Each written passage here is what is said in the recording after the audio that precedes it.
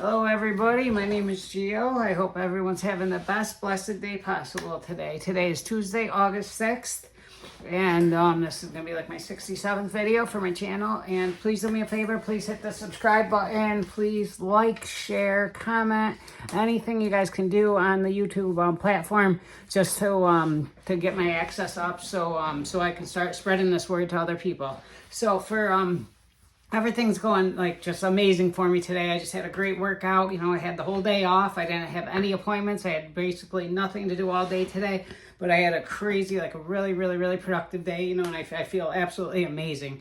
So, but today's message, the thing I wanted to talk about, it's been popping up, a number of times throughout my life recently where I've noticed people are struggling with something and they don't know, how to handle it or whatever. And I've been advising to them, to all these people, I've been giving them this one general message, this one thing I've been saying to them. So basically, okay, in life, there's going to be a lot of things that are going to come at you. Nothing's ever going to be perfect. Nothing's ever going to be like just absolutely perfectly amazing. No one in life has a life like that. You have to go through struggles. You have to go through adversity. You have to go through controversy. There's always going to be a lot of things, whether it's someone talking about you, whether it's someone doing something to you, whether it's just something, the system, whatever it is, there's always going to be things that are going to happen in your life that you don't want to happen necessarily. So, so basically you have a couple ways you can go about handling this.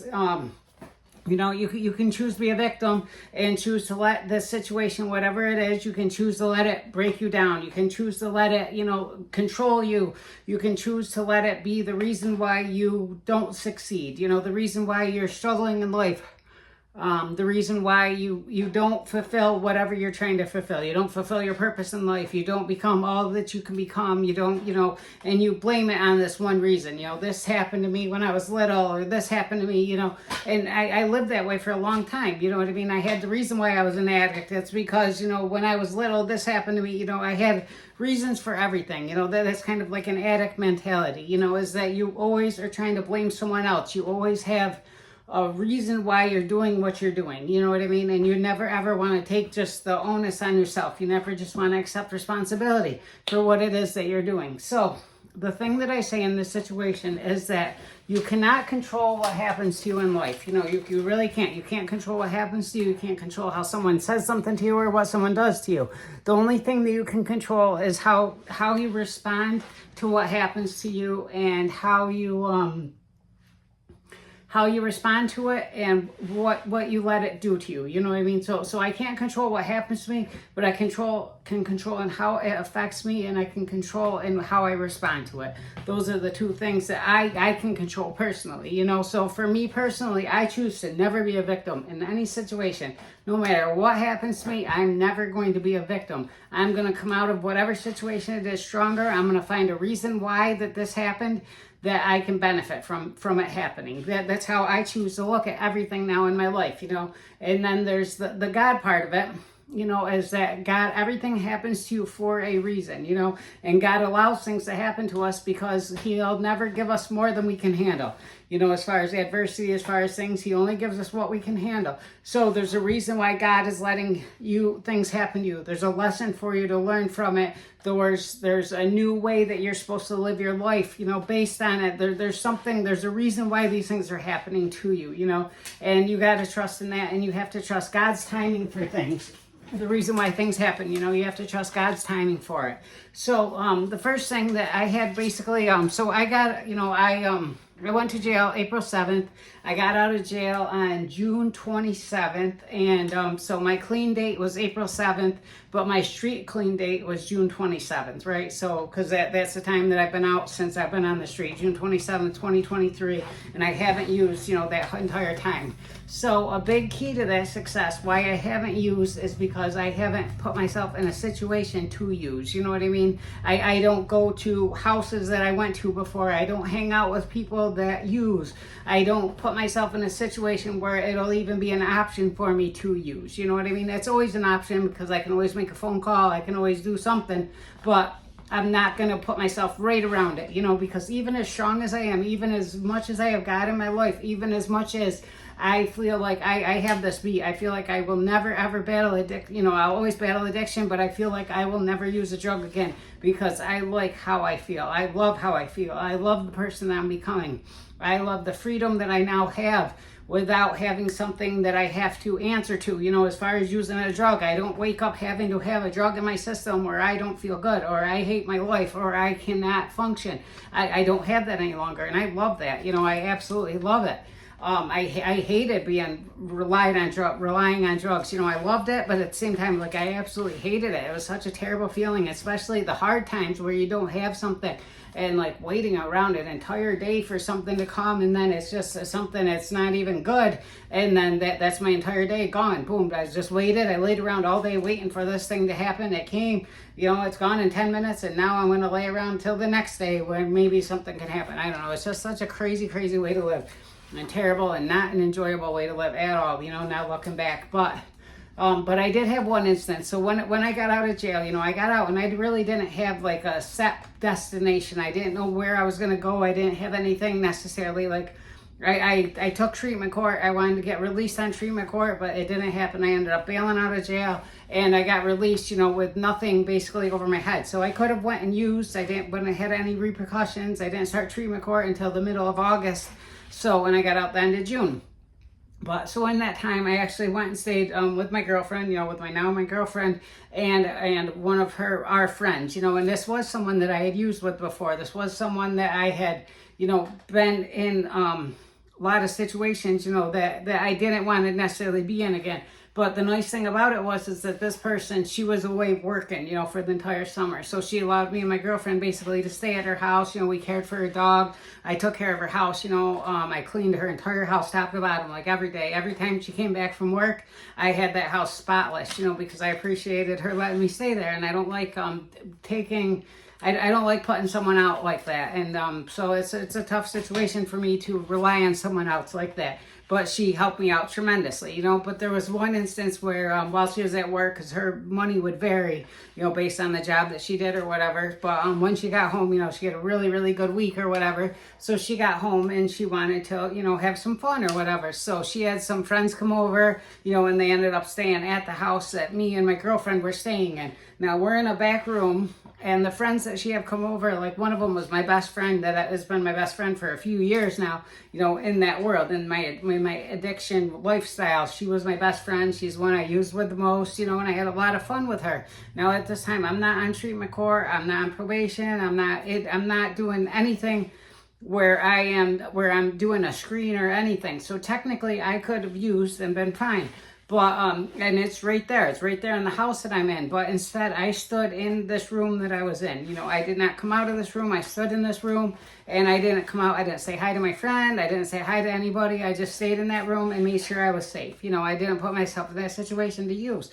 But I easily could have used, and I easily could have just said, well, you know, well, it was there, so, you know, I couldn't help it, and, you know, I could have blamed the person for bringing it in the house. I could have put it on them, you know, and they were very sorry the next day. Like, I can't believe I put you in this situation. I'm so sorry. And I just said that, you know, that's not your fault. It's your house. You know what I mean? You wanted to enjoy yourself. I'm not trying to put you out, so I understand. Like, don't feel bad about putting me in that situation.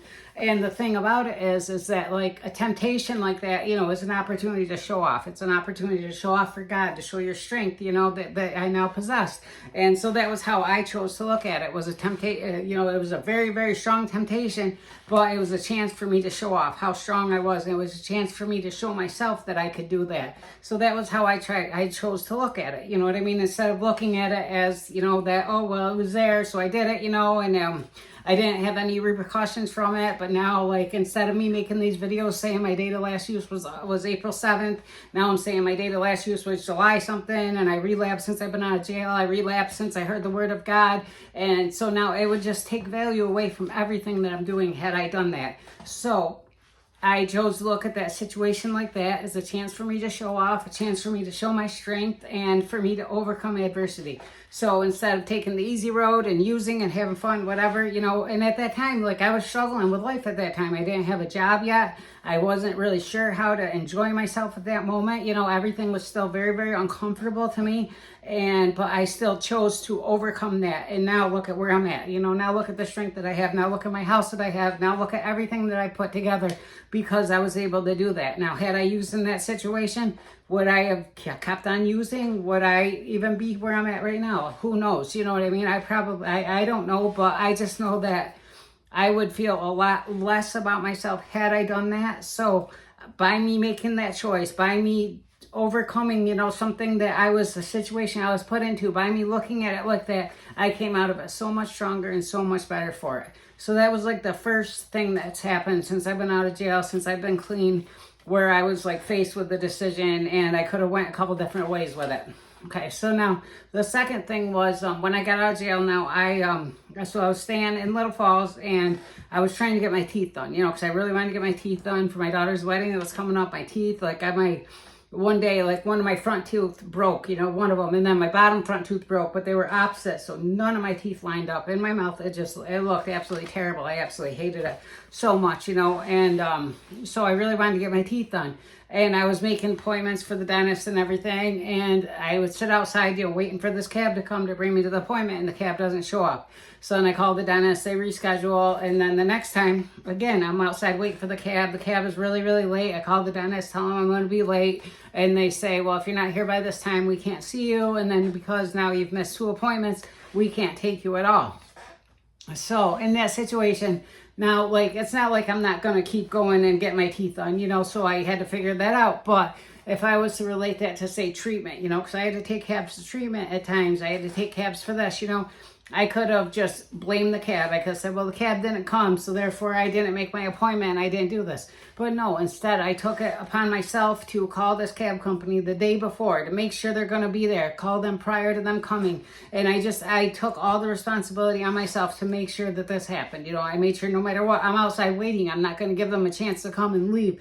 I'm going to take all responsibility on myself and make sure that this happens and make sure I make it to all the places I need to make it to from that point on. So instead of letting that lesson, the cab, you know, not coming and everything, instead of letting that deter me, give me a reason to not do something, give me a reason to not succeed. No, instead I took it as a chance to be really, really responsible for myself and to make sure everything was set up and make sure everything went perfectly. But I took all the responsibility on myself for that. Whereas I could have just put it on them and gave myself reasons to miss things, gave myself reasons for everything. No, instead I just took on all the responsibility and I looked at it as a chance for me to be very, very, very responsible, be proactive, you know, to make sure that I'm doing things just in a really, really reliable manner. That was how I looked at that. Okay, so now the third instance where I seen something happen was when I started treatment court. So I started treatment court the second week in August, and then I got my teeth taken out on August 27th, right? So I got all my teeth taken out at one time. And you know, I still had a lot of teeth, so I mean, it was just ton of Novocaine on top, ton of Novocaine underneath, ton of Novocaine here, ton of Novocaine there. It was awful. It was absolutely awful. It was such, oh my goodness. I cannot even explain to you how bad that was. But I'm so glad I did it all at the same time, because had I just went and got the top done, I don't know if I could have went back and gotten the bottom done at another time, because it was that bad of pain. Like, I hated it. It was terrible. I sat there, you know, when they first started, I'm like, oh my gosh, like, I cannot wait till this is over. And then, you know, and then it was still pain afterwards, you know. I just had all my teeth taken out. And then that day I actually went and I spoke at a Rise recovery event, and I gave a testimony that day with all blood in my mouth, you know, my mouth all swollen. But it was that day that they were having the event. That day I could get my teeth taken out. I still made it to that event. I could have chosen to, you know, give that as an excuse, but it was important to me to be there. So, and it actually added to my speech, you know, having a mouthful of blood and being able to talk like that and stuff. So it was actually like a special moment for me to be there. But the thing that happened after that was, while I was on my antibiotic, because I'm taking amoxicillin and I'm not eating anything at all, so I have like nothing else in my system. I went and I did a screen, and it came back positive for cocaine metabolites, maybe something of that sort. Cocaine metabolites, I believe, is what it was. So now I didn't use cocaine at all. I haven't done a drug since April 7th, you know, and I've been like working so hard to do everything perfectly at this moment and stuff. And I've been making all my appointments, and I was so proud of myself for the way that everything was going. And like treatment court, even itself, like I fought to get put on that, you know, and when I was released from jail, June 27th, I fought to get that started. You know, I was the one making the calls to get started on it, to get it going and stuff. When I took treatment court, I took it in lieu of a month. I was 83 days in jail. They offered me 6 months in jail. Instead of that last 36 days in jail, I took 3 years of probation and a year of treatment court because I wanted to give myself a reason to someone to be accountable to. I wanted to give myself a reason to succeed, you know, added incentive for me to succeed. That was what I wanted to do. So that's why I took treatment court. So now I'm there, I'm doing everything perfectly, and now I have the screen come back. And at this time that this happened, I was just so blown away by this. Like, how could this happen to me? Why did this happen to me? You know, and I was so upset. And I didn't know. I wasn't versed in God yet. I wasn't versed in like trusting in God fully and doing all that yet. So it was a really, really tough situation. And all I kept saying to the probation officer and to everybody is, even if this can't be proven, I just want you to know that I didn't do anything. You know, I was just so worried about them not thinking that I did something, you know, like I was just so worried about it because I'm just doing everything perfectly and so strong. But right there, that could have been a reason, to just say, screw it. If they're going to think I'm using it, I'm not. I might as well just use. Or else it could have given me like a lot of reasons to be a victim in that situation. You know, a lot of reasons to blame things and to screw up and to do things wrong and say, well, you know, this happened to me. I didn't use anything and you said I did. So, you know, it could have given me like a whole slew of reasons to do things. But instead, I chose it to see it as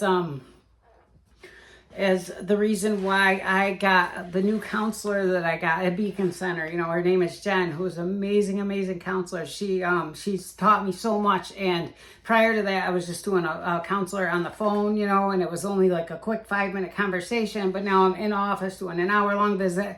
So I got to do that instead of that, you know, from that situation. So I choose to see that as the positive from it. And just all the other things, you know, I chose to see, well, maybe I needed it, and then I had to start the program over. But I was only 2 weeks in, so really I only lost 2 weeks of time. But I chose to look at the positives of the situation instead of focusing on, well, this happened to me and being a victim. I chose to look at the reasons why it was favorable to me that this happened, you know, and chose to see the good in it happening to me and when it did happen to me. And it taught me to be careful with things. You know what I mean? It taught me that this could happen like that. And it showed me that some people were really, really on my side in this situation, you know? So that was that. And then the next time that this happened, so now I'm in treatment court. You fast forward 9 months, you know, treatment court's a year-long process. I'm nine and a half months into the program, and all of a sudden I have another positive screen.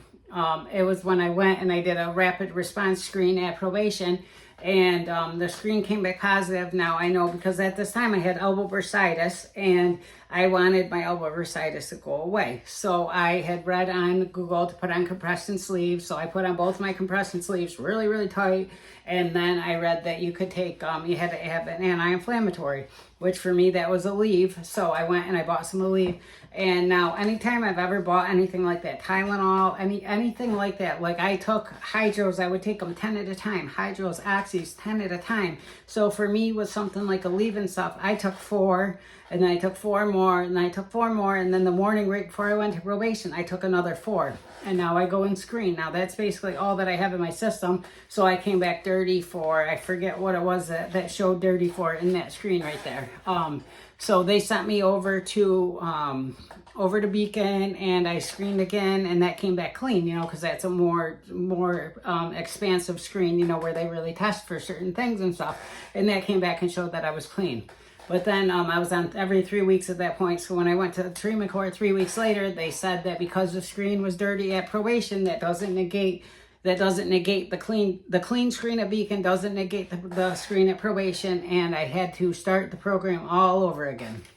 So in this instance now, I just kept on saying, like, I just don't want you to think I did anything. I just want you to possibly think that I didn't do this, you know. And I was just so worried because I'm doing everything so right, and I just don't want the probation officer to think that I really did this. I don't want the treatment court coordinator to think I really did this. And that's what I kept on saying. So now at this moment, the treatment court said, you shouldn't care about what I think. The only thing you should care about is what God thinks and what you think. And boy, that really hit me. You know what I mean? Because that was true. Because why am I caring so much about what these people think? As long as I'm doing what's right, and as long as I know that I'm doing what's right, then what does it matter if she thinks that I used or if she doesn't think I used? I still had to start the program over again. So what does it matter if she thinks that or not? You know? And I was like, so I'm kind of like putting her up there, like making her a God to me. Like I'm so concerned about her instead of being worried about what God thinks and what God knows. So that was a really big lesson for me to learn, and I got that out of that. And then aside from that, at that point, I had started at Beacon Center. I started going once a month for my one-on-one with that same lady, Jen, that I talked about, who I love going in and meeting with and stuff. And she teaches me a lot, and it really does benefit me going in there and seeing her. So now at that point, I got to go back to weekly one-on-ones with her again. So I looked at that as a positive from it, and just that lesson that I learned about God is the only one that matters. What I think and what God thinks, those are the only two things that matter. Yeah, it was a big lesson for me to learn. So that's what I got out of that situation.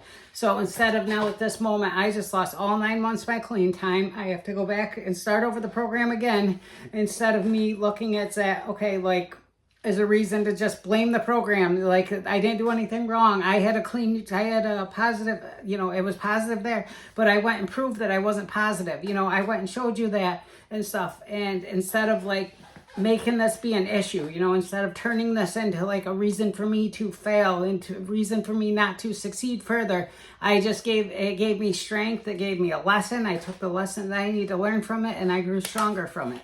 So I really liked that I did that in that situation.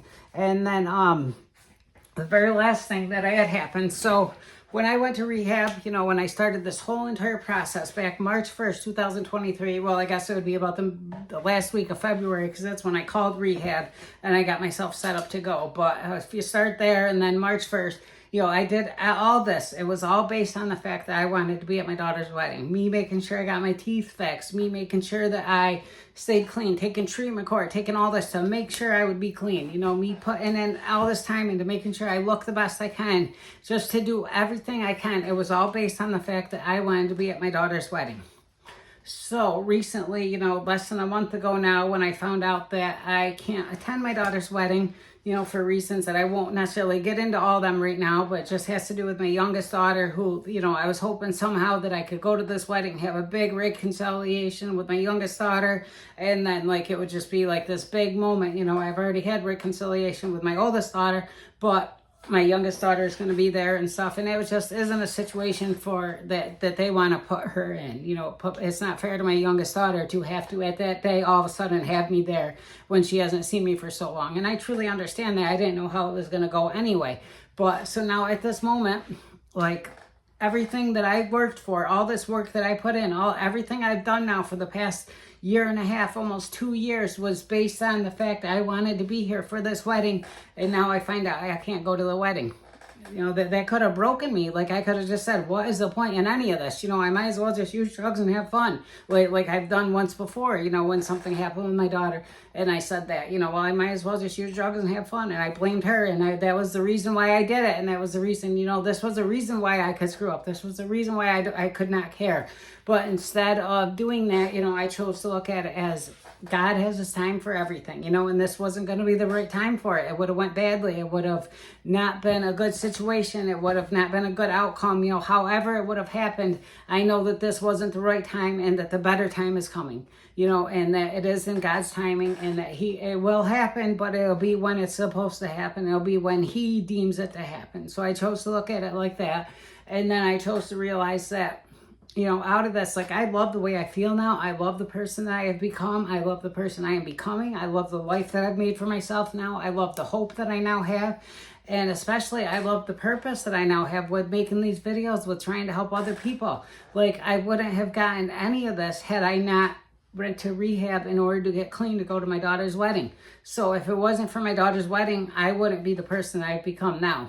So I chose to look at all of that instead of looking at the fact that I can't go to the wedding now, so I just put on all this work for nothing. And, you know, I chose to see that all the work was for something really, really good. I got something even more out of the situation than I ever could have dreamed I would have gotten. And so I chose to see all the positives in the situation. So again, I can't control all the things that happen to me in my life, but I can control in how I react to them and how they affect me. And that's what I just talked about in all these situations. But so I don't know. So I hope that when you have something happen, you know, everyone, you try not to be a victim. You don't want to be a victim ever in any situation. Victimization, like, it's just it's not going to ever do anything for you in your life. Like, if you're being a victim in a situation, if you're having something happen to you and you're allowing that to dictate your life not going the way that you want it to, then you're a victim. Then you're playing a victim, and you have to get past that in order to become what you want to be, or else you'll never be able to become what you want to be in life. You'll never ever fulfill your potential. You'll never ever reach what you want to accomplish in your life if you're choosing to be a victim. I promise. I can promise you that. I guess I necessarily can't guarantee it, but I pretty much feel like I could guarantee that. And, you know, and being that I have been on that side of it, I have been a victim for so long in my life. You know, I had problems, you know, with a girl, you know, I'm not going to get into all that, but just, I had a reason why everything in my life went the way it did, why I did everything I did. I always blamed someone else for all of it instead of taking responsibility on myself, which allows me to grow, allows me to get better, allows me to become the person I want to become. So that's what I have for you guys today. Just really try to do me a favor. Try to subscribe to this channel. Try to help me grow, make it grow. Try to give me reasons to do better with it and to make it better. But I appreciate everyone who possibly watched this long. I appreciate all of you so much. And as nice as it is to be important, it's infinitely more important to be nice. I love you all. God bless. Have a great day.